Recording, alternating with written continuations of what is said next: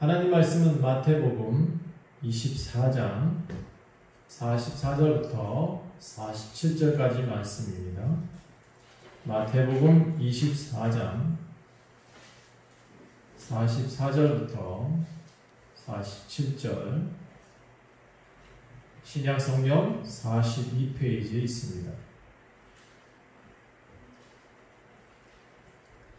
마태복음 24장 44절부터 47절까지 같은 목소리로 읽겠습니다. 시작. 이러므로 너희도 준비하고 있으라. 생각하지 않을 때에 인자가 오리라. 충성되고 지혜 있는 종이 되어 주인에게 그 집 사람들을 맡아 때를 따라 양식을 나눠줄 자가 누구냐. 주인이 올 때 그 종이 이렇게 하는 것을 보면 그 종이 복이 있으리로다. 내가 진실로 너에게 이르노니 주인이 그의 모든 소유를 그에게 맡기리라. 아멘. 오늘은 변화하고 진화하라 라는 제목으로 말씀드리도록 하겠습니다. 사실 기독교에서 변화와 진화, 이 사실은 좀 이해가 안 될 수도 있겠습니다. 그러나 여러분, 우리 기독교도 변화되고 진화해야 됩니다. 마태복음 23장부터 24장까지는 마태복음 23장부터 24장까지는 당시 교회들의 모습이 적나라하게 나타나고 있습니다. 서기관과 바리새인들이 모세의 자리에 앉았다라고 예수님 말씀하십니다. 그리고 말씀하시길 그들의 말은 행하고 지켜라. 그런데 그들이 하는 행위는 본받지 말라라고 되어져 있습니다. 그들은 말만 하고 행하지 아니하며 무거운 짐을 묶어서 사람 어깨에 지우지만 자기는 이것에 손가락 하나도 대지 않고 움직이려 하지 않는다. 심지어 그들에게 뭐라 그러냐면 외식하는 자다라고 말씀하시고 그들은 눈먼 인도자다라고 말씀하셨습니다. 당시 종교 지도자들을 예수님은 눈먼 자다, 소경이다, 또 그들은 외식하는 자다라고 말씀하셨다는 거죠. 당연히 그 종교 지도자들이 예수님을 좋아할 리가 없습니다. 예수님은 눈먼 인도자라고 했는데 그들의 눈이 먼 이유는 그들이 실제 성도들한테 가르쳐야 될 건 가르치지 않았다라는 뜻을 갖고 있습니다. 요즘도 그런 것 같습니다. 눈먼 인도자들은 정말 가르쳐야 될 건 가르치지 않고 가르치지 말아야 될 것은 가르치는 건 아닌가, 이런 생각을 많이 해봅니다. 예를 들어서 이 성경에 있는 내용 그대로 인용한다 그러면 성전으로 맹세하면 소용이 없다라고 가르쳤답니다. 대신 성전의 금으로 맹세하면 반드시 지켜야 된다라고 가르쳤습니다. 이 말은 무슨 얘기냐면 당시도 헌금이 중요했습니다. 지금도 헌금이 굉장히 중요하다고 말하고 있는데 사실은 헌금이 중요한 게 아니라 교회에 나오는 게 더 중요하고 함께 예배하는 게 더 중요한 것이죠. 헌금을 내겠다 그렇게 말을 했으면 반드시 지켜야 된다라는 것입니다. 그러나 하나님 앞에 나오는 것은 그렇게 중요한 것이 아니다 라고 그 당시 바리새인들, 사두개인들도 가르쳤다는 것입니다. 이게 지금 현대교회의 모습과 너무나 똑같지 않습니까? 지금 현대교회 중에 좀 극단적인 사람들, 그들의 모습은 이렇게 말하고 있습니다. 사람 생명은 중요하지 않습니다. 교회가 중요하고 기독교가 중요하지. 세상을 바꿔야지요. 여러분, 사람 생명이 중요해요. 교회 건물이 중요해요. 어린아이도 다 아는 사실을 이 사람들은 뭐라고 가르치냐면 교회 건물이 중요하다. 기독교가 중요하다. 사람 생명이 중요하죠. 사람 생명이 살아야 교회가 존재하는데 생명을 살리지 않고 교회를 중요시하고 있습니다. 이건 되도 않는 말입니다. 현대 종교 지도자들이 잘못하고 있는 내용입니다. 사람 목숨이 중요하지 그깟 형식, 그깟 건물, 그깟 교단이 중요합니까? 그거 아니에요. 예수님이 중요하죠. 예수 안에 있지 않는데 무슨 종교적인 행위를 하는 것이 중요하겠습니까? 예수 안에 있지 않는데 무슨 헌금이 중요해요. 예수님은 현대 어리석은 종교 지도자들에게 경고합니다. 화 있을진저 눈먼 인도자들이여, 화 있을진저 외식하는 서기관과 바리새인들이여, 무엇이 중요한지 모르는 맹인들이여, 어느 것이 크고 중요한 일입니까? 사람의 생명입니까? 아니면 성전의 예물입니까? 교회 문 닫고 있죠? 닫아야 되는 건 맞습니다. 지금 상황에서는 닫혀야 될 것 같아요. 아무래도 세상이 지금 잘못하고 있으니까 당연히 예수님이 뭐라고 하시냐면 닫아라 했습니다. 닫아라. 맹인이 된 사람들, 맹인이 된 인도자들, 그들이 하는 행위들을 이렇게 표현하고 있습니다. 하루살이는 걸러내고 낙타는 삼키려는 그 어리석음을 언제까지 하겠느냐. 여러분, 되도 않는 일들은 자꾸 하려고 그러고 하루살이들은 자꾸 걸러내려고 하고 뭐가 중요한지 모르고 엉뚱한 것에 열중하고 산다는 겁니다. 여러분, 세상의 사람도 아무도 안 속아요. 눈 가리고 아웅하는데 누가 속습니까?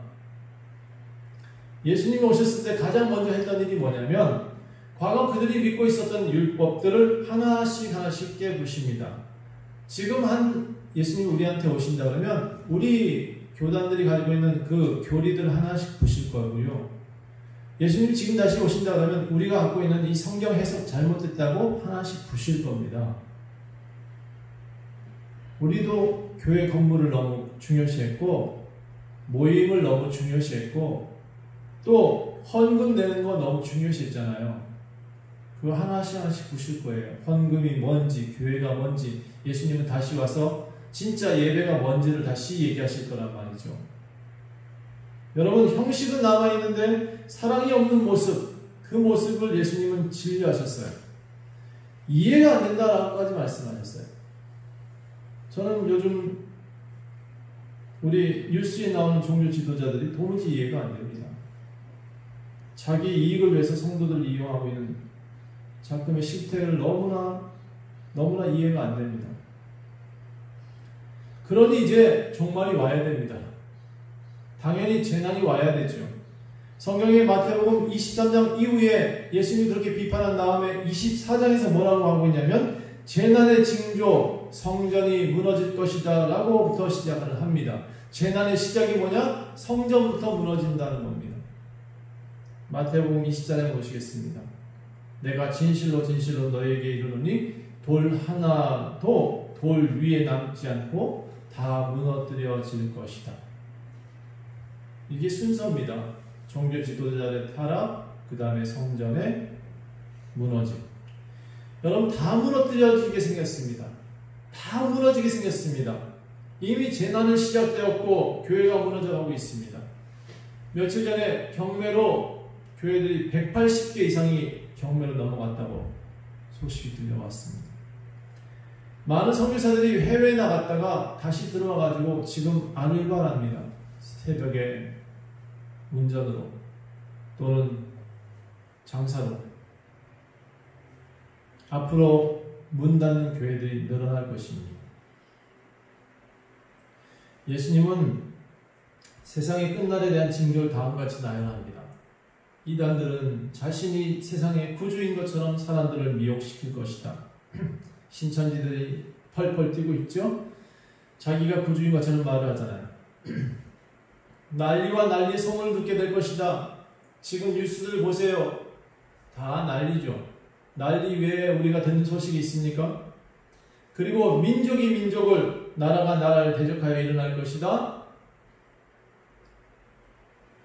전쟁은 이렇게 발전한 나라도 계속해서 전쟁들이 일어나고 있는 나라들이 있단 말이죠. 또 기근과 지진이 있을 것이다. 여러분 기근도 있고 지진도 있고 홍수도 있고 지금 이 세상이 그렇게 되어져 있지 않습니까? 이 모든 것이 재난의 그런데 시작일 뿐이라고 말하고 있습니다. 우리가 보고 있는 것은 시작일 뿐입니다. 아직은 시작이에요. 그때 사람들이 다 환난에 넘겨질 것이고 서로 죽일 것이고 또 내 이름 때문에 모든 민족에게 미움을 받게 될 것이다. 기독교인들이 탄압되는 모습들을 바라보고 있습니다. 기근, 재난, 홍수, 그 다음에 순서는 기독교인의 박해입니다. 불법은 성화해 줄 것이고 많은 사람의 사랑은 식어질 것이다. 사람들이 사랑하는 걸 뭔지 모르는 것 같아요. 사랑이 뭔지 모르고 있어요. 무엇이 배려고 무엇이 진짜 사랑인지 잘 모르고 있는 것 같아요.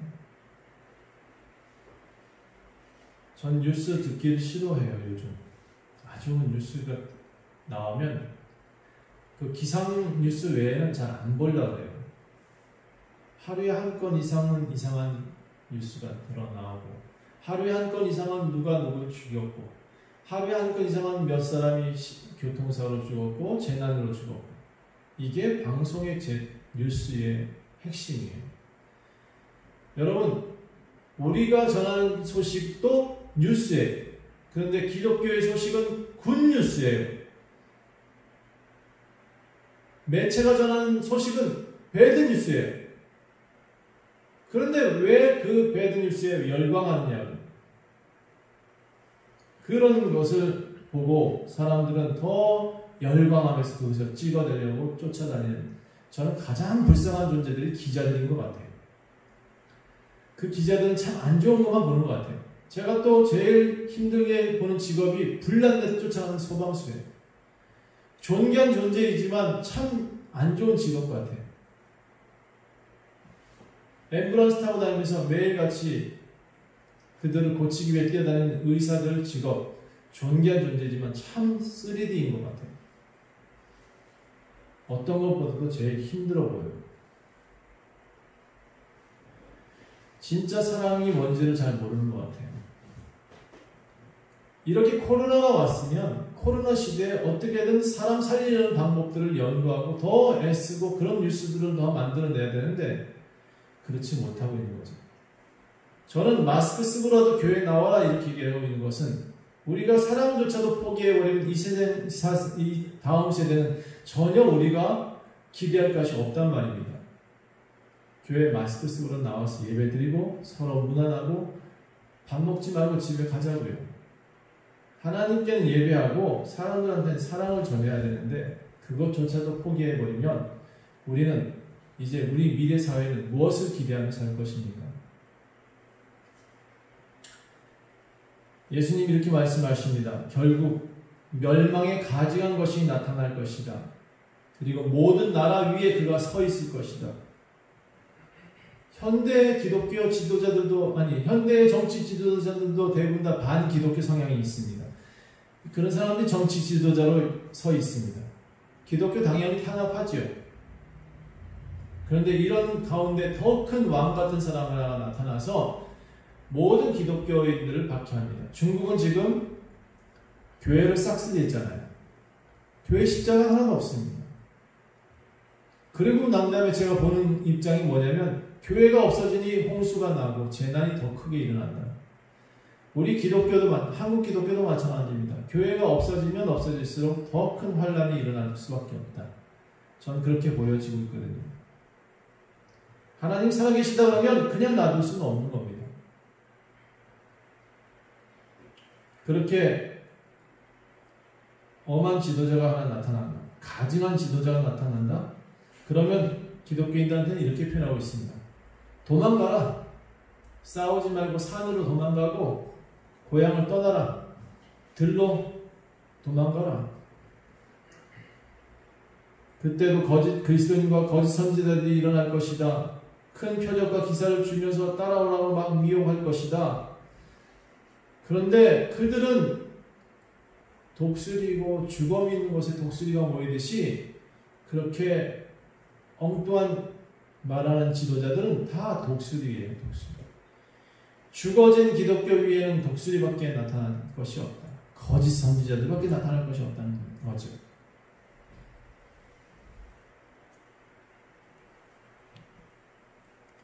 이 환란이 지난 후에는 이런 현상도 나타난답니다. 해가 지고 달이 빛을 내지 않는답니다. 별들이 하늘에서 떨어질 것이고 하늘의 권능이 흔들릴 것이다. 그때 하늘의 징조가 나타날 것이고 그제서야 진짜 하늘이 보인다. 그때 땅의 모든 족속들은 통곡하게 될 것이다.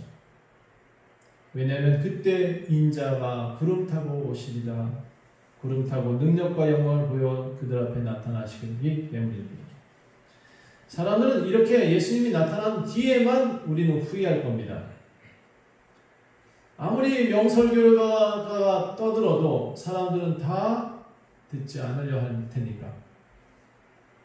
이런 일들이 너희 앞에 보여지거든 인자가 가까이 문 앞에 있는 줄 알아라. 제자들은 그날 잠을 못 잡니다. 이런 무서운 말을 들었는데 어떻게 자요? 제자들은 이렇게 말합니다. 언제 그런 일이 일어납니까?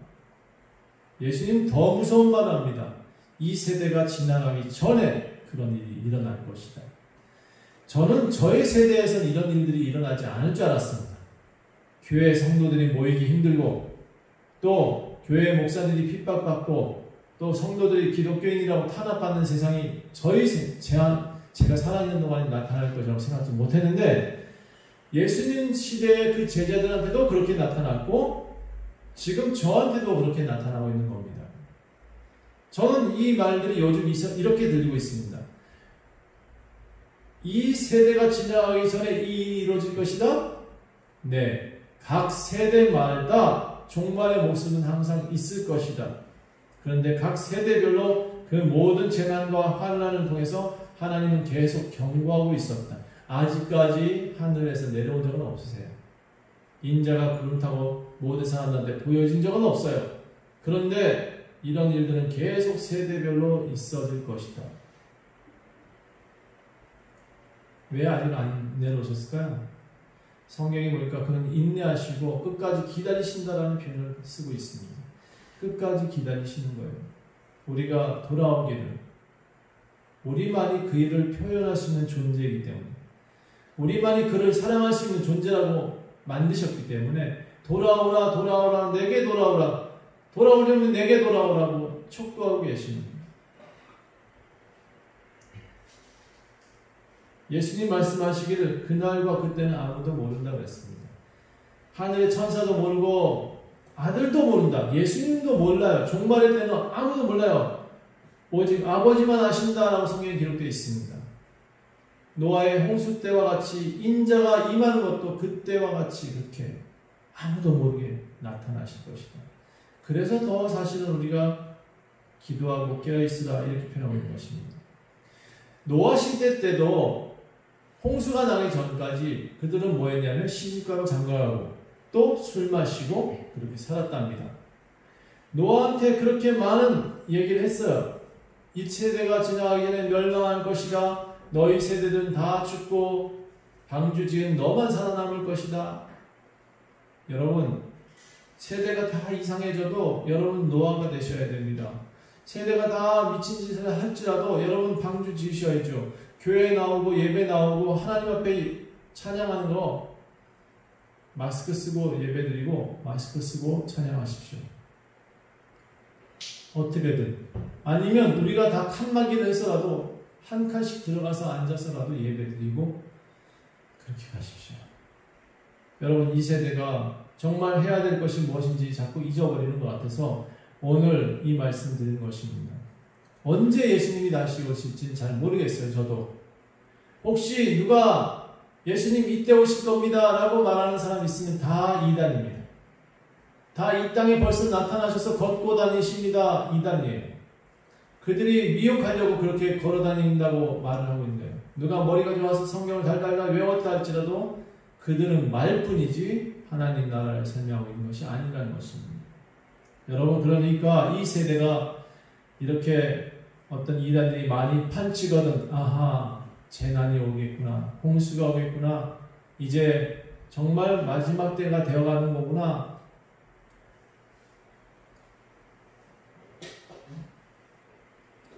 예수님이 이렇게 말씀하십니다. 홍수가 나서 그들을 다 멸하기까지 그때 노아의 시대의 사람들 다 알지 못했던 것처럼 인자도 그와 같이 몰래 도둑같이 나타날 것이다. 그 다음에 하신 말씀이 뭐라고 하냐면 깨어있으라, 준비하고 있으라 라고 말하고 있습니다. 언제 오실지 모르니까 깨어있고 준비하고 있으라. 생각하지 않은 때에 인자가 나타날 것이다.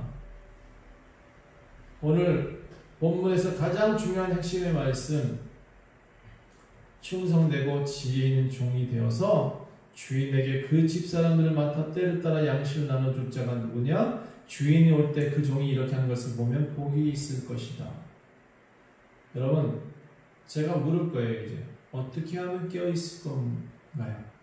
어떻게 하면 깨어있을 수 있나요? 어떻게 하면 준비할 수 있느냐? 여러분 스스로도 생각하셔야 돼요. 나는 어떻게 깨어 있어야 되지? 나는 어떻게 준비하면서 있어야 될까? 지금 이 시대에 정말 충성된 종은 어디 있는 겁니까? 예수님이 오시고 안 오시고 중요한 것이 아니라 지금 종들이 준비하고 있는가, 깨어 있는가가 더 중요하다는 말씀입니다. 여러분, 교회가 존재하고 있는 것, 교회 크고 작고가 중요한 게 아니에요. 지금 깨어있는 종이 있는가 없는가를 더 살펴야 돼요. 예수님은 도적까지 오신대요. 도적같이 오신대요. 홍수 때처럼 아무도 모르게 다가오신대요. 술 마시고 장가가고 시집가는 일에 정신 팔려 있으면 안 된다는 거예요. 다시 말해서 정신없이 세상의 풍토에 따라서 살아가는 것, 당연하게 느껴지는 것, 그 모든 결국은 쥐도새도 모르게 종말이 온다는 겁니다. 그래서 어떻게 준비할 것인가? 제가 여러분한테 질문하잖아요. 당신들은 어떻게 준비할 것입니까? 당신들은 어떻게 이 세대를 이겨내고 깨어있을 수 있겠습니까? 자꾸 묻고 생각하고 내가는 어떻게 살아갈 것이냐? 계획을 세우셔야 됩니다. 성경에는 이 계획에 대해서 이런 결론들을 미리 내고 있습니다. 어떻게 준비할 것인가?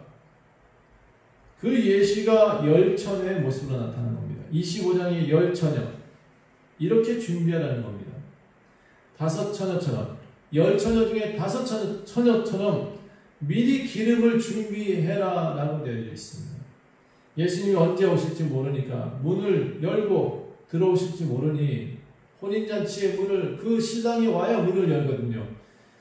예수님이 오면 기름 준비한 사람들은 함께 들어갈 것이고 기름을 준비하지 않은 사람은 들어갈 수 없다. 여러분, 이 기름은 준비를 가리키고 있는 거예요. 기름, 준비, 같은 단어예요. 하나님을 향한 정성이 준비고 기름이에요.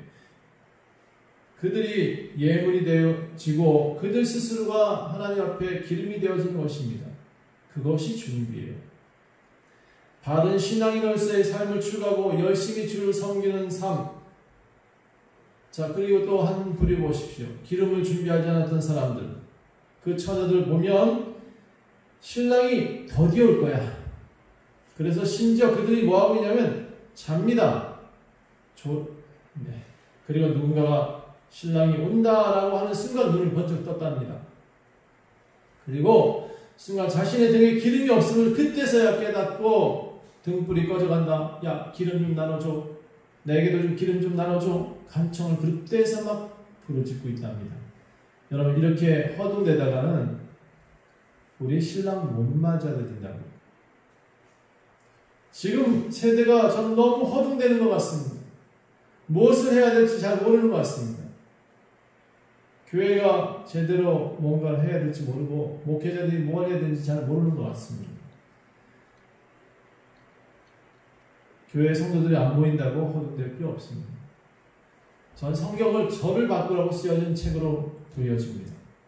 언제나부터 이 성경을 가르치는 말씀으로 사람들한테 변화되라고 가르치는 것이 아니라 이 성경 볼 때마다 저는 무엇을 느끼냐면 내가 변화되라고 느껴지는 것입니다. 허둥대지 마십시오. 그냥 읽어요. 말씀 읽고 그대로 살면 돼요. 그렇게 말하고. 신랑이 오셔서 준비된 사람들, 기름 준비한 5 처녀들은 데리고 들어간대요. 기름 준비하지 않았던 처녀들 문이 닫힌 다음에 밖에 나가서 막 울고 불고 들어가게 해달라고 부르짖는답니다. 그 다음에 이어지는 것이 달란트 비유입니다. 준비되어지고 또 깨어있는 사람. 어떻게 그럼 깨어있어야 되냐? 여러분, 달란트를 우리 받았습니다. 교회가 교회다운 모습들은 뭐냐면 교회다운 일을 할 때 제일 좋은 거예요. 우리가 달란트 받은 대로 우리 교회 같은 경우는 2달란트 받았는지 모르겠습니다. 어떤 교회는 10달란트 5달란트 받았는지 모르겠습니다. 어떤 사람은 1달란트 받았는지 모르겠습니다. 그런데 그 1달란트를 받아도 땅에 숨겨두는 것이 아니라 뭔가 하래요. 이렇게 어렵다고 교회가 아무것도 안 한다? 아니요, 뭘 하래요. 뭘 해서라도 하나라도 남기래요. 저는 집에서 가만히 있을 수 없는 것이 교회 성도들이 많이 못 온다. 안 오면 안 오는 대로 나가서 일을 해요. 1달란트라도 남겨야 되니까.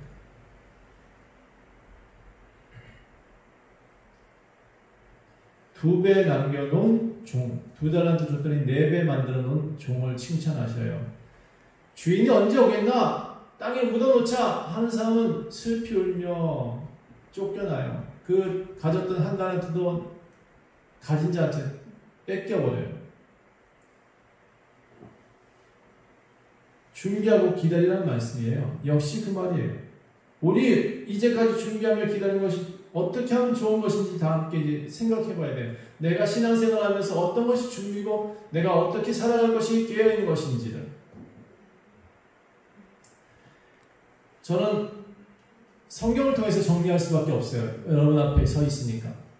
성경에서 뭐라고 표현하고 있냐면 이렇게 준비하라고 되어 있어요. 각자 지각하셔서 나는 어떻게 깨어있을 것이며 나는 어떻게 준비할 것인가를 생각해 보시라 했죠. 성경에 있는 결론부터 이렇게 말씀드리면 성경에 있는 정리를 제가 해드린다면 이렇게 되어 있어요. 분명 언제든지 예수님은 오셔서 양과 염소를 갈라놓을 거래요. 언제 오시는 것이 중요한 것이 아니라 그 양이 누군지 염소가 누군지를 분명히 갈라놓는다고. 그럼 양은 어떤 존재인가? 양은 누군가가 배고프다 하면 배고픈 사람 먹이는 것이 양이고, 누군가가 구제를 위해서 헌금을 걷는다? 그럼 구제하는 것이 정말 좋은 교회고, 누군가 목마를 때 그들에게 마실 수 있게 물을 주는 사람이 정말 좋은 목사고, 나그네 영접하고 헐벗은 자를 옷 입히고 병들었을 때 돌봐주는 교회와 목사들이 진짜 목사라는 겁니다.